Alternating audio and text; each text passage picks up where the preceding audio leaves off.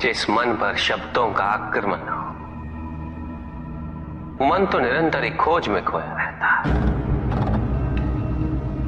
कभी शास्त्रों में, कभी पर्वतों पर, कभी समुद्र के किनारे, तो कभी तीर्थ स्थलों पर, कभी मंदिरों में, कभी वन में। किंतु जो वो खोज रहा होता है वो कभी मिलता नहीं, क्योंकि मन तो अभी भी स्थिर नहीं। वो व्यक्ति जहां भी रहे पुत्र, जहां भी जाए और जहां भी खोजे।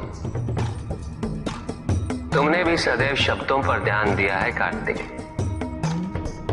भले ही वो मेरे शब्द हो या किसी और की। तुम्हारी प्रतिक्रिया तो उन शब्दों पर ही आती, और जो मन केवल शब्दों को सुनता है वो उसके निहित अर्थ से स्वयं वंचित रह जाता। शब्दों की सत्यता को समझने के लिए, उनकी अनुभूति के लिए मन में शांति के साथ साथ रिक्तता भी अनिवार्य है, शून्यता भी अनिवार्य है। मन में इतना स्थान होना चाहिए पुत्र कि वो शब्दों के परे पहुंचने की यात्रा कर सके। किंतु मन कभी शून्य नहीं रहता, रिक्त नहीं रहता।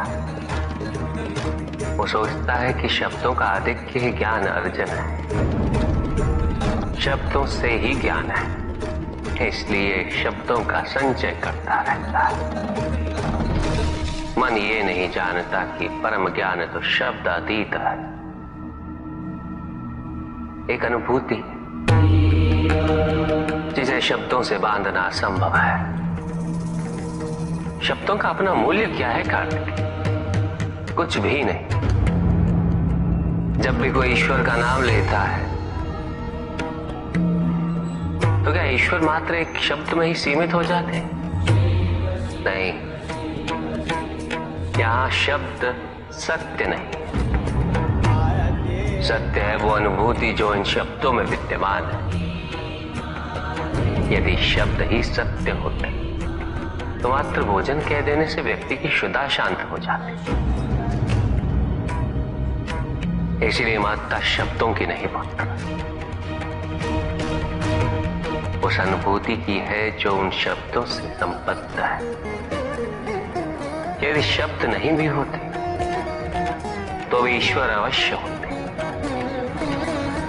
यदि शब्द नहीं भी होते तो सुख और दुख की अनुभूति अवश्य होती, जल की शीतलता की अनुभूति होती,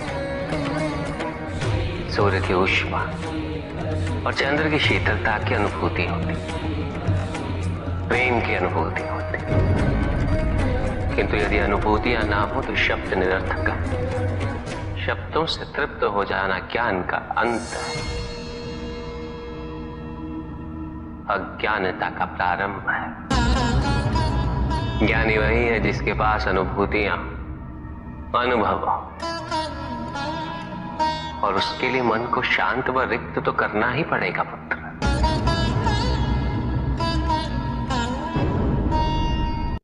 युद्ध किसी व्यक्ति से नहीं गणेश, मानसिकता से होता है।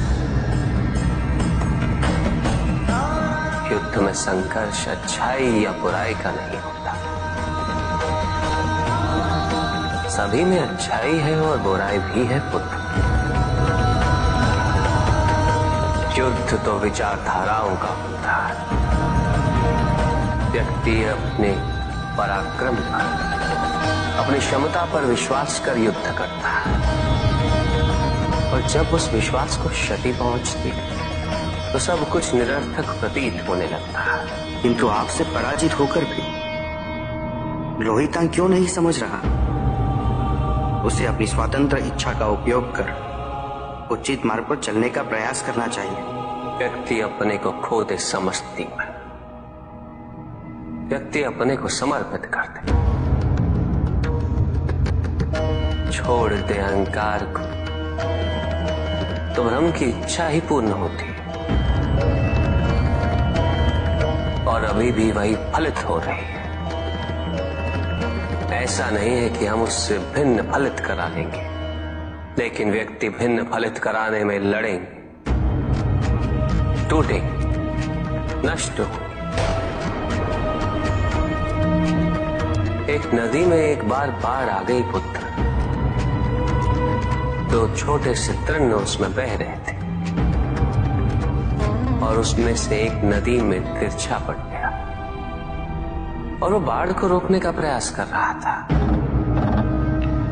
वो अत्यंत ऊंचे स्वर में कह रहा था कि नदी को आगे नहीं बढ़ने देगा।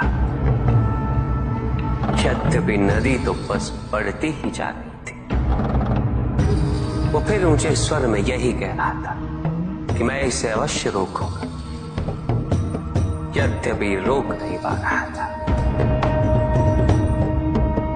नदी को तो उसके संघर्ष का कुछ भी पता नहीं चल रहा था, किंतु नदी को उसके होने या ना होने से क्या अंतर। उस कण के लिए तो यह अत्यंत महत्वपूर्ण